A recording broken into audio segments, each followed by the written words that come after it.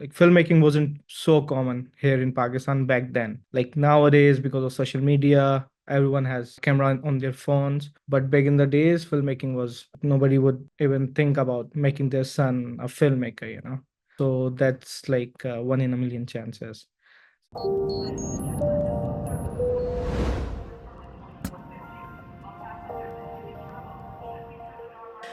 What's going on, everybody? How you doing out there? I am your pilot, Denzel Whitaker, joined by, Jayden Choi, your co-pilot. you already know it. Welcome to another episode of Boarding Pass. What's up, my man? I feel like I haven't talked to you in a while. What is it? Uh, What I has it mean, been like 5 minutes? yeah, I mean, it's always too long if we don't talk. We when we start talking, we just can't stop talking, you know? You see, that's the problem. I'm glad you're way on the other coast, because if you got us together in a room, we're never gonna shut up. Yeah, we're What's Sun? stuck there. What's Sunny gonna do? She's gonna have to pull us apart. Yeah. That's Listeners, got a tough job. I very very tough job. For the audience, listeners out there, Sunny is this man's lovely wife, who I'm stealing time away from right now. So as you hear her name throughout boarding pass, just know that co-pilot is out hanging with the pilot right now. We out doing the thing. We fly in the skies. All right. So Sunny, we're just taking some of your time. That's all. But you know what? We got an exciting episode for you guys today. Jane, why don't we go ahead and launch the check-in, huh? Alrighty. His name, Babar Ali. Nationality, Pakistan. Occupation, filmmaker. Ooh. And fun fact, when Babar was in high school, he wanted to be an astronaut and he attended a space camp in the US. Huh? Really? Is that a thing, space camp? Yeah, that's a thing, space camp. You've never been to space camp? No, I've never heard of it. Oh my God. All right. Well, guess what? Since we flying in the skies, why don't we fly out of the stratosphere? Welcome to the stage, Babar. Come on down, man. Woo! Hello. Oh. Look at this guy, looking all Hi, Jayden. handsome, Hi, Denzel. Hey, handsome and Babar. silky smooth. How do I get hair like you, brother? I was gonna say that. I'm just trying to match the vibe, bro. You guys look Do amazing.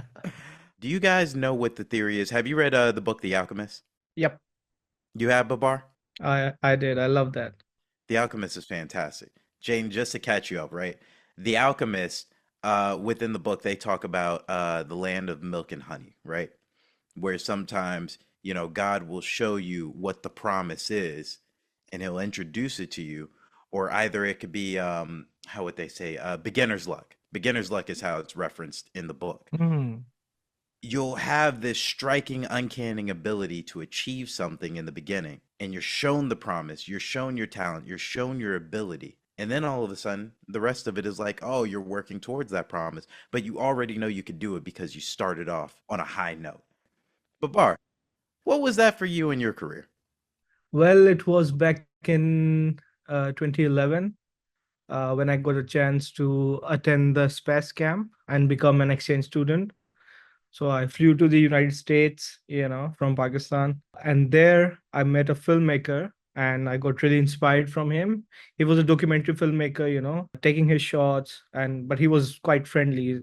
I approached him, he showed me his camera and all the cool gear, and he even let me, take a few shots and explain to me what a close-up is, why he's taking a wide shot now, and some pretty basic stuff, but I was like really, really amazed by it. So when I got back to Pakistan, I thought, like I gotta make a film myself, and that's how it all started. Oh, wow. That's Okay. beautiful. I that totally Yeah, makes sense. Did you go to film school? I did for a very brief period. Okay, for a brief period. Brief, Yeah, why you I say dropped out. brief? Yeah, Okay, Oh, you dropped yeah, out. yeah, there yeah, was a smirk behind that brief period. Didn't we just talk about how like a yeah. lot of successful people drop out and Some they people do. still tell people to go to school? Yet, oh, I hold won't on. But stop anyone from going to a film school, but yeah, it wasn't for before, me. yeah, I wanted to ask that because before we really sort of kick this conversation off, like, please tell us, for the artists who may be listening, right? Sort of weigh the scales for us. What are the advantages and disadvantages of going to film school, and how has your choice benefited you? I think the biggest advantage for anyone who's new to this is you got to make friends. You become a part of a community who loves films, who watches films, and who makes films. So that's, in my opinion, that's the only advantage. But if you really want to learn how to make a film, you can just go out there, grab a camera and shoot something.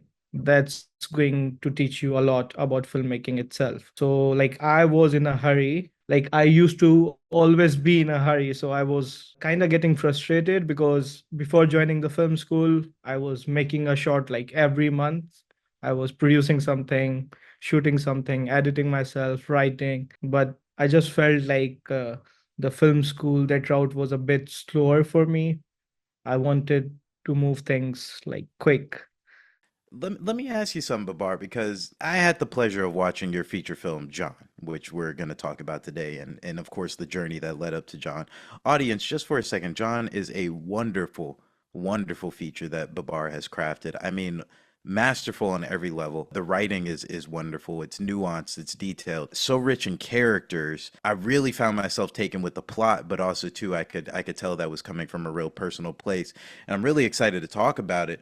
But one of the things that stood out to me within your work was I'm watching the opening credits and I see edited by Babar Ali, cinematography by Babar Ali, written by Babar Ali, directed by, and I'm just watching these credits go on and I'm like, man, when does this guy have time to sleep? So as somebody who didn't go to film school, but masterfully put together a wonderful movie at a very very high level and a compelling level at that. How did you hone all of these skills and take on such the challenge of juggling so many hats?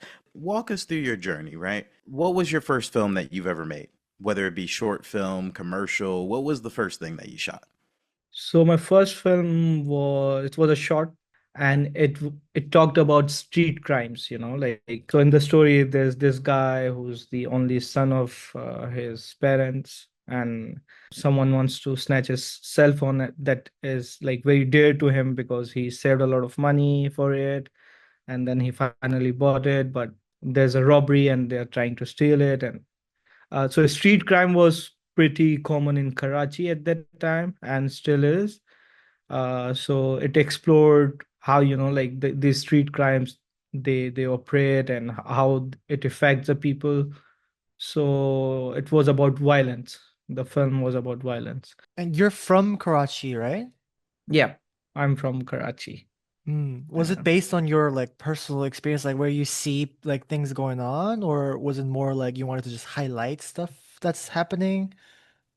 Was it more personal it or? was more of an observation. Mm, It was things around me. It was back in 2011.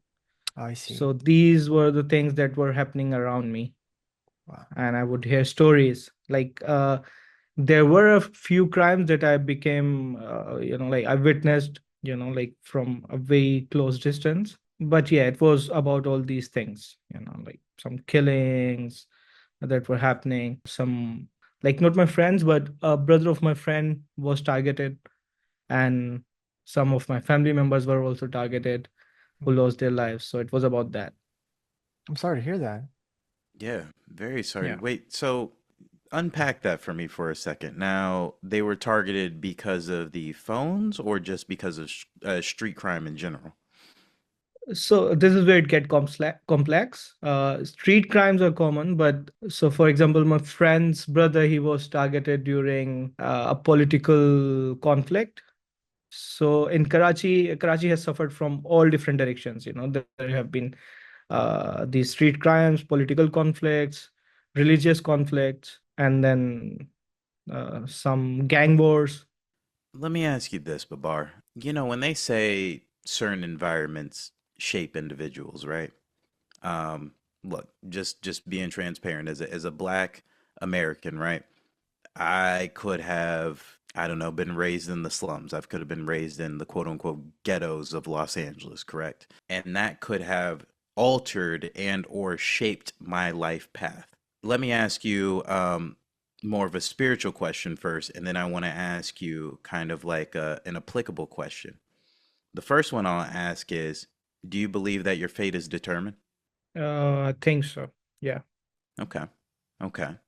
Now, launching from that question, leading into the second one, knowing kind of and hearing about your upbringing and also kind of like the world of Karachi and the conflict that you've had to endure, is it common for, young gentlemen like you to explore the arts of film?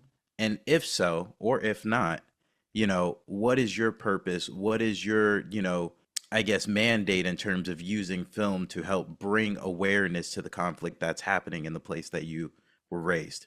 Like it's not common. It's like there's one in a million chance, like that someone from that kind of place, because I was living in kind of the ghettos of Karachi. It wasn't the main city itself.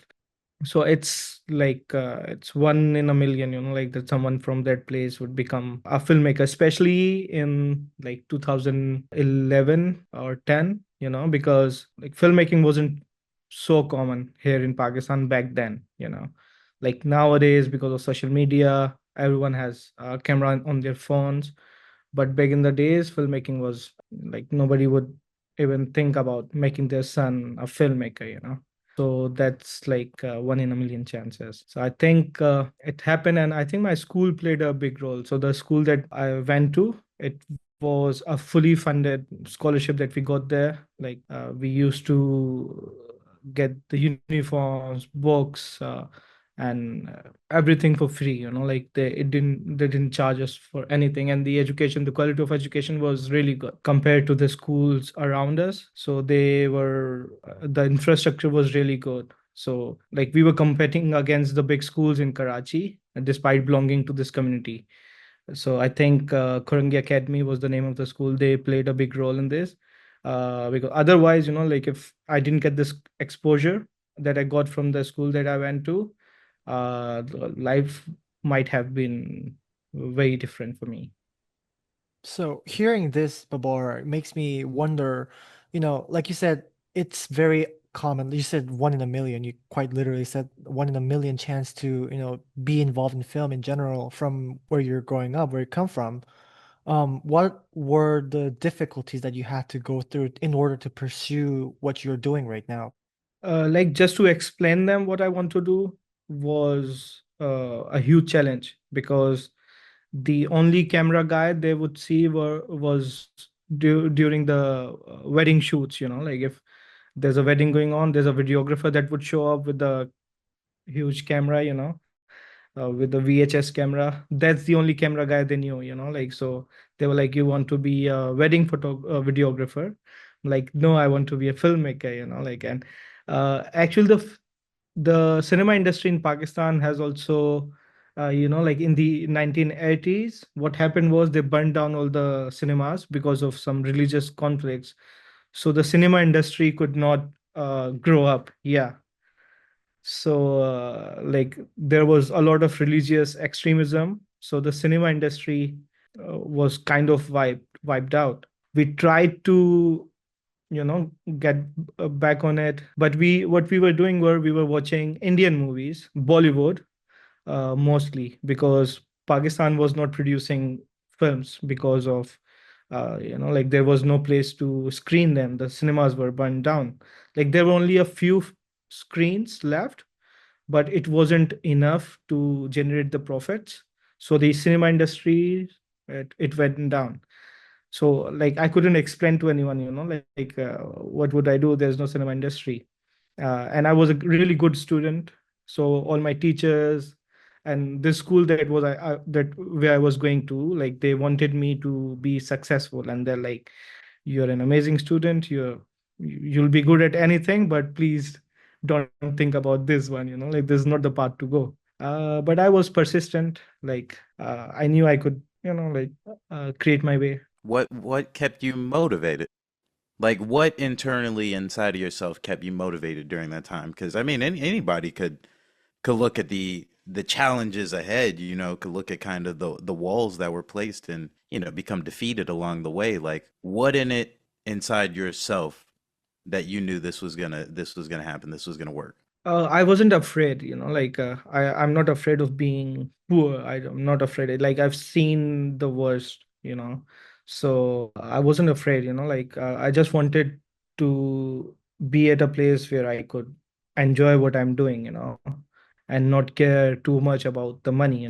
I was reading books, I was listening to podcasts, and I was watching films, and I was just getting the exposure from all over the world. And then there was something always telling me that just pursue what you really, really want to do what you love, and the money and everything will follow. And that's what I decided to do. Like I wanted to live a life where I could be happy. That was the priority for me. Now, explain your IYMS connection. How did you become involved with the organization?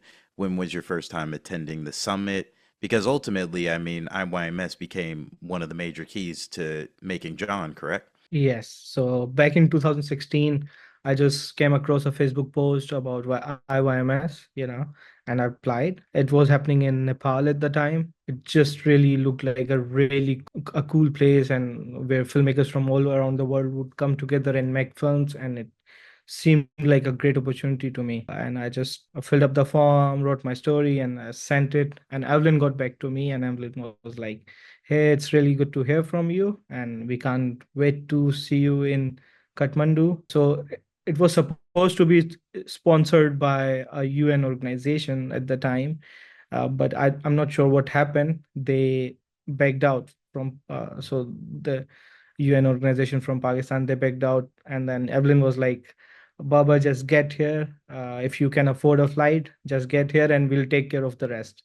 We are not gonna ask for any money from you. Just, buy the ticket." And I did. I bought that ticket. I went to Nepal, and I think it was the best decision ever. The kind of friends I met there, the people, the board members of IYMS, like I felt like it became a part of the family.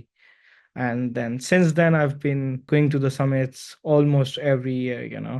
In Nepal, I shot the films that I had made previously, and everyone loved my work, and we just grew that partnership from there.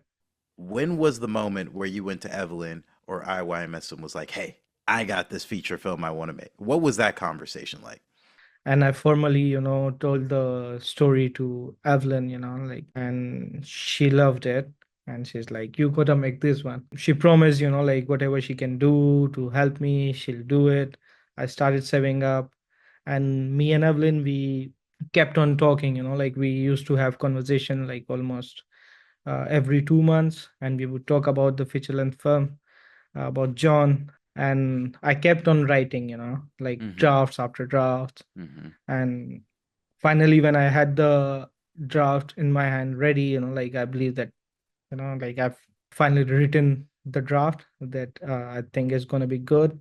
I told Evelyn, like, let's try to do something. And then the journey began. बचपन से मुझे जानवर पालने का शौक था। कुत्ता, बिल्ली, खरगोश। एक दिन अब्बा से जिद की कि मुझे बंदर लेना है। अब्बा बाजार गए और मुझे बंदर लेकर दे दिया। उस दिन मुझे पता चला, हर जानवर पालतू नहीं होता। नाम तो बताओ अपना। क्यों बताऊं? आज तुम नाम पूछ रहे हो, फिर कल मेरा नंबर मांगोगे। तो दे देना नंबर। क्यों दूंगी मैं नंबर आपको अपना? क्योंकि तू एक जमादार है, जमादार।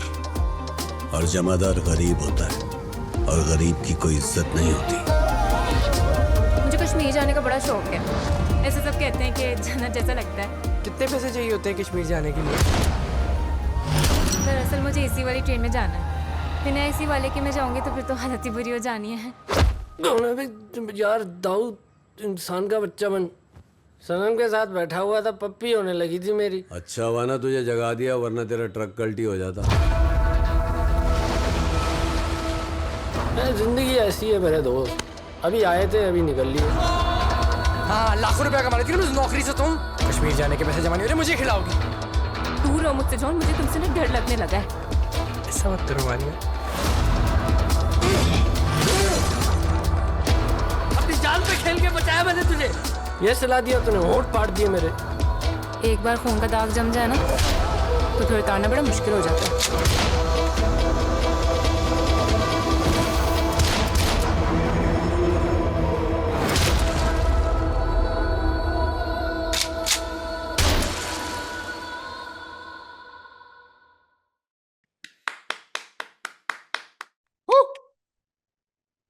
Now, what would you say were some of the challenges while making John? So what happened was, we were shooting at the very same place. Like we were planning to shoot at the same place where I grew up, you know, because all these locations were very familiar to me.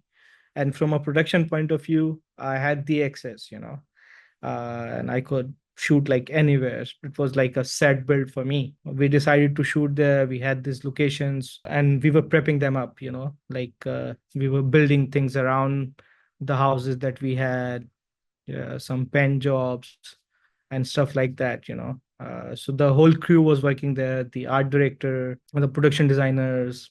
So we had a whole team that was working there, and I was just having a final look because we were about to shoot there. Everything was ready, the actors were ready. So after 3 days, we are going to shoot there.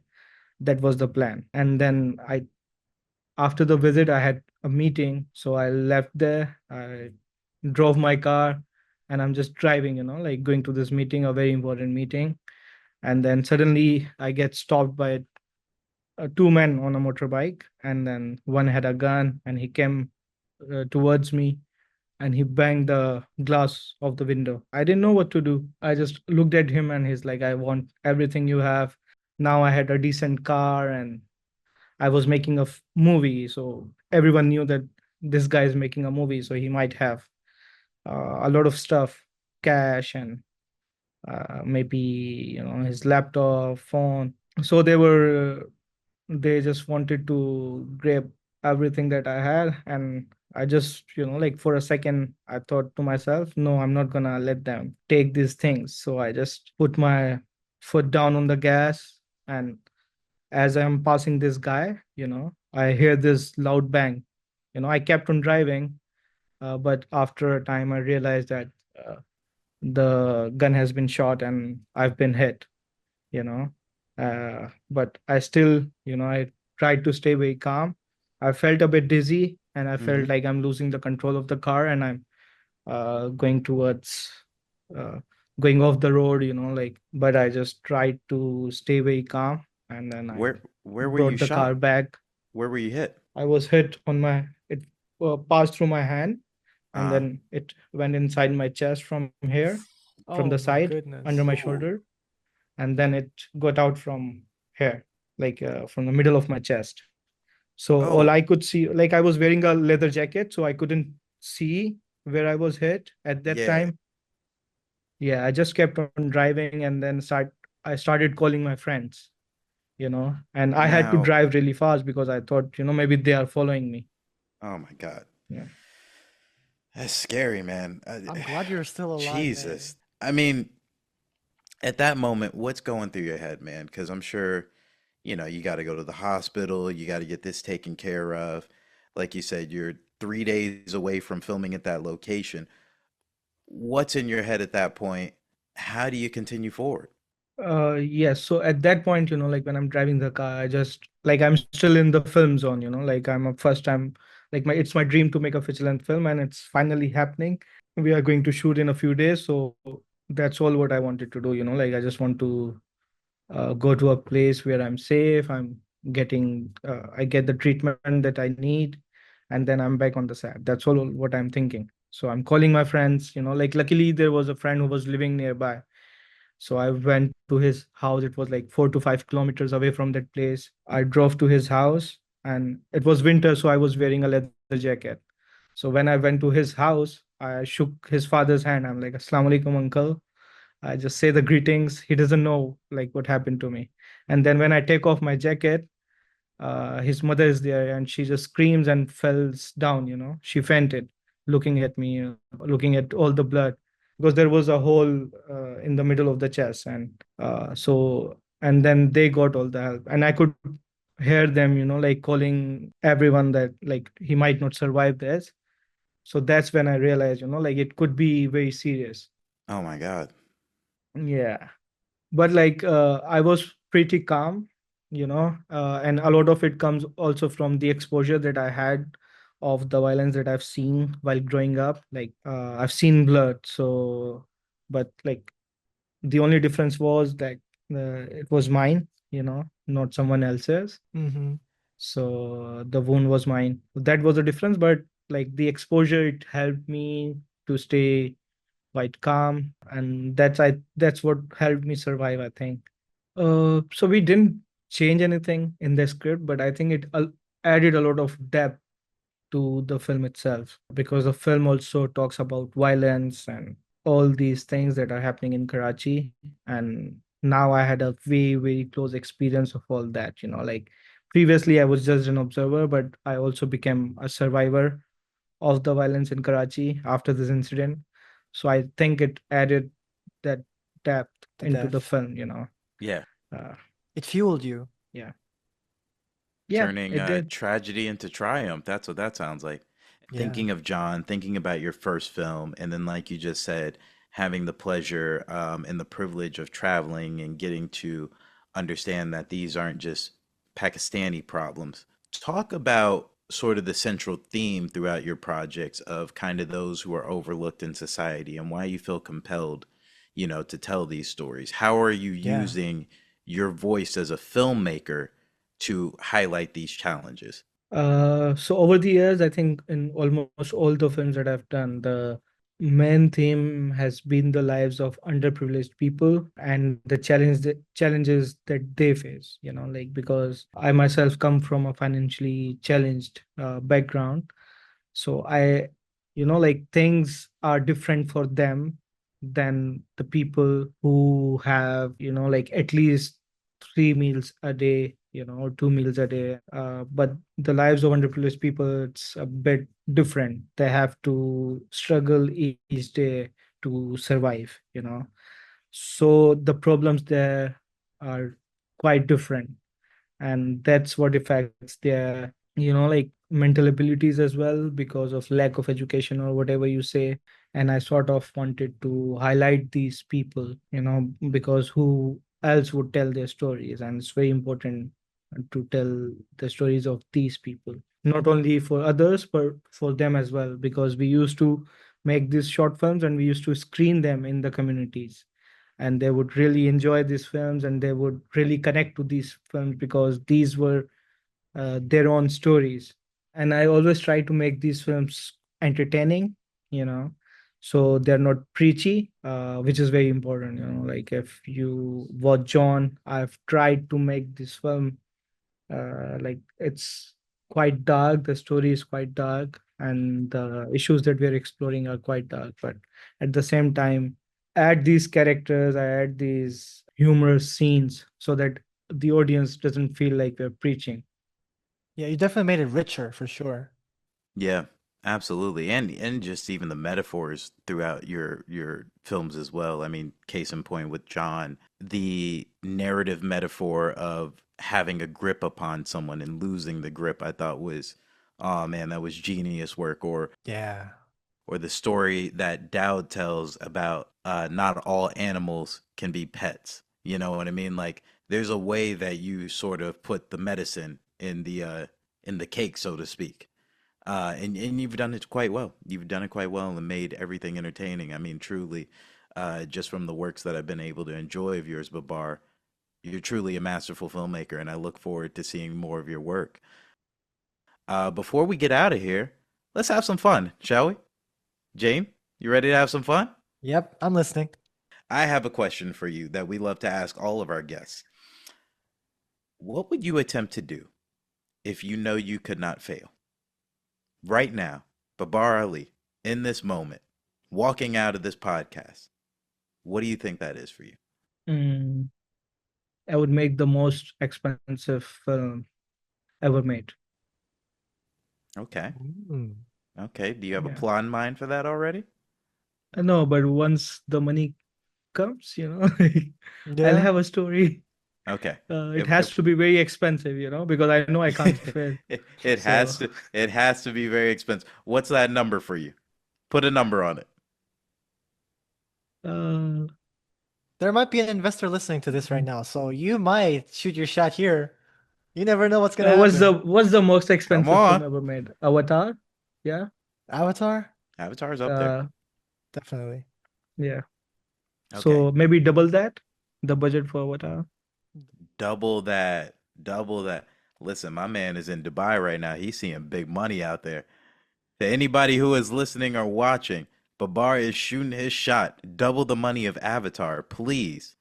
With that being said, man, truly want to thank you for such an incredible pod. Thank you so much for the richness and the detail and just giving us your honest, raw vulnerability. Thank you so much for bringing that all today, Babar. Thank you for being a guest at the Inspo Lounge. Come on, let's give it on up. Woo! And thank you for being such amazing hosts, Jayden and Denzel. You guys are amazing. Thank you so much, brother. Appreciate that. Any final words? Where can people stay in tune with you? Instagram, it's ali.babar, Babarr. Okay, there it is. Drop him a follow and please check out his film, John, as it's making its way. Thank you again, Babar Ali. It's truly a pleasure. Thank you for joining us today. Thank you.